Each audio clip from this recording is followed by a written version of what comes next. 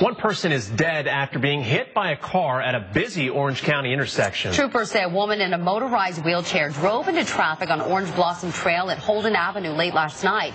She was hit by a Jeep and died on the scene. The driver of the Jeep was not hurt. Troopers have not released the identity of anyone involved. And it's still not clear whether the 88-year-old man troopers say hit a man walking along a Lake County highway will face any charges.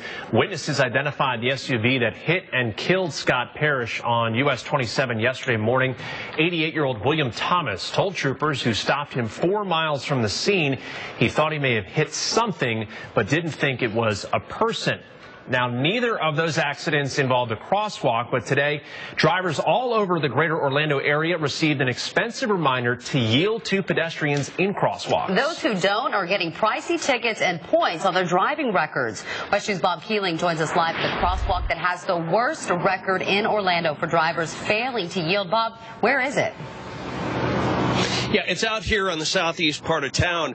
And this is a pedestrian safety group that has studied crosswalks all over greater Orlando. And they say this one here at Conway and Hargill is the worst. They've studied it for months, and they say drivers fail to yield the right-of-way here 90% of the time. And they say for safety's sake, this type of driving's got to change.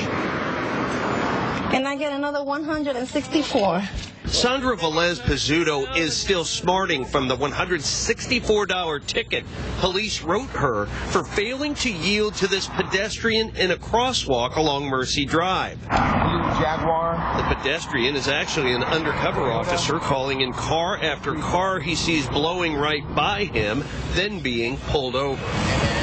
One second, I'll be right with you. The pedestrian safety group, partnering with local law enforcement in this effort, says this kind of driver behavior has to stop, especially now that school is out for more than 190,000 children in Orange County. We do have a lot of drivers here that don't know the law is to stop for pedestrians in marked crosswalks. The vast majority of time, they do not. The group Best Foot Forward monitors 30 area crosswalks, and the numbers are not good.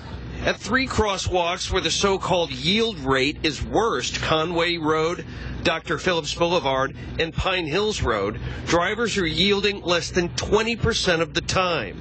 Velez Pizzuto says she's learned her lesson. Will you be watching out for pedestrians a bit more? Since this moment on, I will be watching out for every little thing because I'm tired of paying so much.